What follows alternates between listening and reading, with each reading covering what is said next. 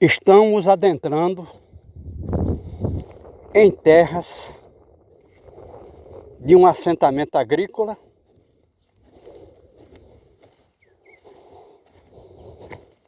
um assentamento que nasceu em 1999 e nós estamos em 2026. Muitos anos que ele existe. Do lado direito nós estamos vendo o campo de lavoura, sem nenhuma lavoura. Do lado esquerdo um pedaço de chão plantado com milho e feijão, aliás, com feijão. E o homem está usando o seu arado, que é uma capinadeira, puxando um equipamento sendo puxado por um equino, um cavalo ou uma égua, e ele está arando a terra com sua capinadeira. E a gente vê que o feijão está perdendo o seu verde característico e certamente foi plantado com as primeiras chuvas de 2026.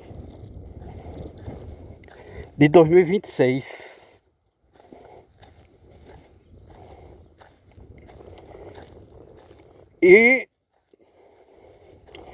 entre os dias 6 de fevereiro e o dia 3 de março caiu 110 milímetros de chuvas, 110 litros de água por metro quadrado, que foi totalmente absorvido por esse terreno arenoso que a gente chama de arisco.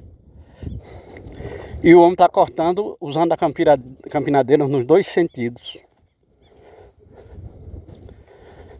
De norte a sul e de leste a oeste. Como é um terreno plano, tá dentro das regras da agricultura. Mas a gente vê que embora o lote de terra tenha 15 hectares, ele está plantando aqui no máximo 5.000 metros quadrados. Com esse feijão, e esse feijão, se ele produz no máximo 2.000 litros, ou 2.000 quilos, quer dizer, por hectare, esse feijão, se ele reproduzir, seria 1.000 quilos de feijão macaça, ou macaçá, que quando chega na época de colheita, ou seja, com 90 dias do plantio à colheita, parte desse feijão ele vai guardar para comer e o restante ele vai vender para poder, com esse dinheiro da venda do feijão, poder comprar carne, milho, fubá, biscoito, bolacha, pão.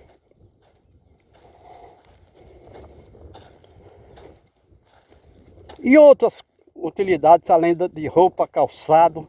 Então é insignificante. É como se ele não tivesse a preocupação de produzir mais. Na realidade, como isso aqui, esse assentamento é de 1999, todos os titulares assentados estão aposentados pelo chamado Fundo Rural, que é um tipo de aposentadoria em que o aposentado jamais contribuiu com a Previdência. Esse fundo rural a gente não sabe se ele existe, se existe um recolhimento por parte dos produtores de alimentos, agricultura, da região sul e sudeste, se existe alguma contribuição, recolhimento desse dinheiro da sua produção para manter esse fundo. Nesse fundo praticamente não existe apenas uma palavra. Então o Fundo Rural são milhões e milhões de aposentados onde 99% dos aposentados jamais contribuiu com o INSS. Então nós estamos caminhando aqui nesse corredor de 2 cercas, no meio de um assentamento rural de 1999. E a gente vê que 99% da terra não é plantado, nunca foi plantado. O homem desmatou apenas para fazer os campos de pastagem do gado. E não produzindo alimento. Na realidade aqui nós temos, na maioria do ano, uma vaca para cada 2 hectares de terra, um bovino para cada 2 hectares de terra, enquanto que na região sul, sudeste, centro-oeste, pode-se ter 5 bovinos por hectare, porque lá tem a massa orgânica que o homem cultiva para alimentar o seu gado o ano todinho. Aqui não tem. O homem raramente planta, porque num terreno desse, no alto, aqui nós estamos a uns 80 metros de altitude, embora seja um terreno plano, mas pelo fato de ser arenoso, não existem nutrientes minerais nesse terreno. Hoje, depois de dezenas de anos aqui sendo explorado, para sustentar uma ração. Além do mais, a gente sabe que aqui pode passar 200 dias sem cair chuva. Significa dizer que as plantas estão todas mortas, sem água. Só que 110 milímetros de chuva que já caiu esse ano, que corresponde provavelmente a 1/4 do que vai chover em 2026, já são 110 litros por metro quadrado. É um dilúvio. É como se fosse uma lama d'água, se esse terreno fosse impermeável, é como se fosse uma lama d'água de 11 centímetros. Do dia 6 de fevereiro até hoje. Só que essa água sumiu. No terreno arenoso, essa água penetrou no terreno totalmente, porque é um terreno plano, de fácil drenagem. E aí a gente vê o terreno onde foi tirado a areia, que é o solo, a parte superficial, para encher os alicerces das casas construídas na agrovila. E ali, como é um chão impermeável, duro, que já seria o subsolo e a rocha matriz, essa água empoçou. Daqui a gente vê que é aquela cor leitosa, que é exatamente a cor porosa desse terreno. Foi incorporada a molécula. E ali já não é água potável. O que acontece se um animal beber aquilo ali? E ele deixou esse buraco para que juntasse esse lixo líquido para o animal beber. Vai trazer danos irreparáveis, principalmente no rins do animal, que é um filtro, ou são filtros. E se o homem beber?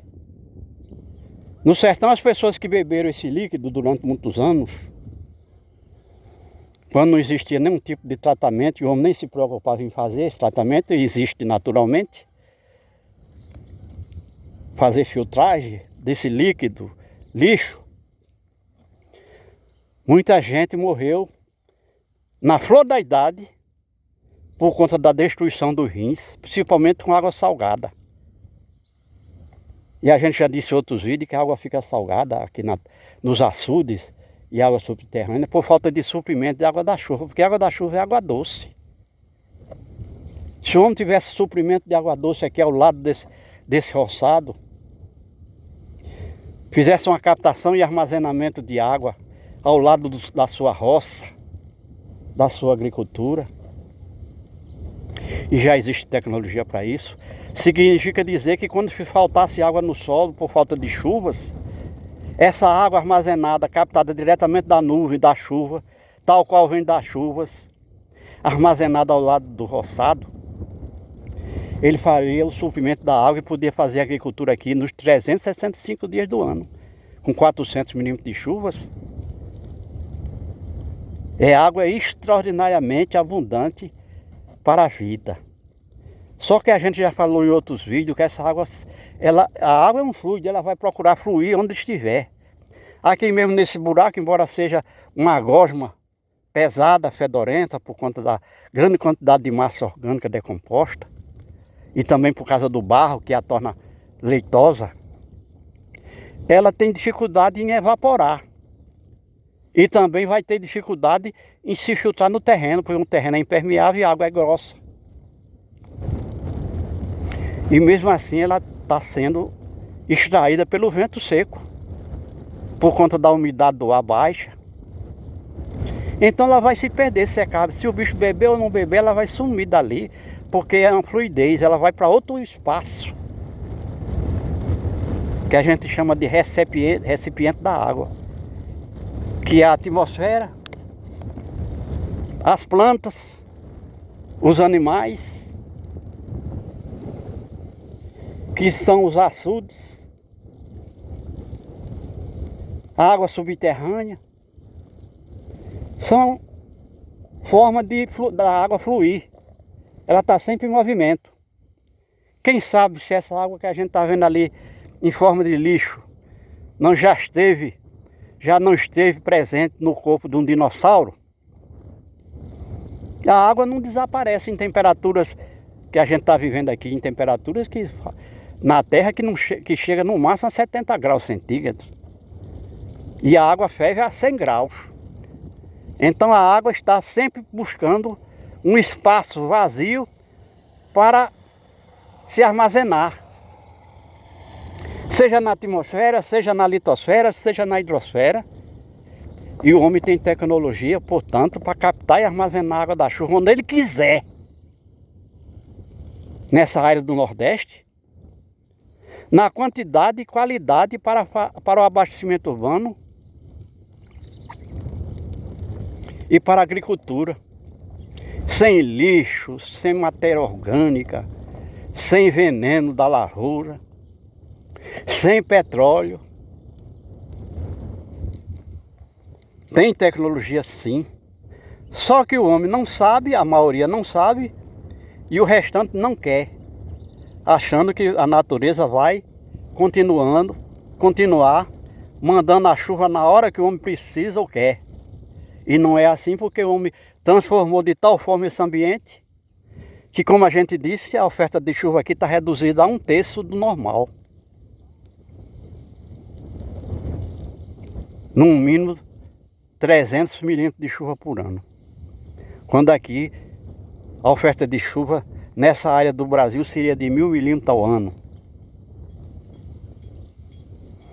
Então a gente chega à conclusão, se o homem criou o problema, ele tem que resolver, tem que encontrar a solução. Como a gente viu ali a agricultura do homem, um assentado que tem 15 hectares de terra no seu lote e produz apenas meio hectare de terra com feijão. E aí ele precisa de outros alimentos que tem que adquirir a preço de ouro, porque são alimentos que vêm de outras áreas do Brasil. Quer dizer, não existe nenhum incentivo, nem por parte da prefeitura, nem por parte do Estado, nem por parte do governo federal, para que o homem produza alimento. Essas terras são terras improdutivas. O cara, não, mas está criando gado, imagina.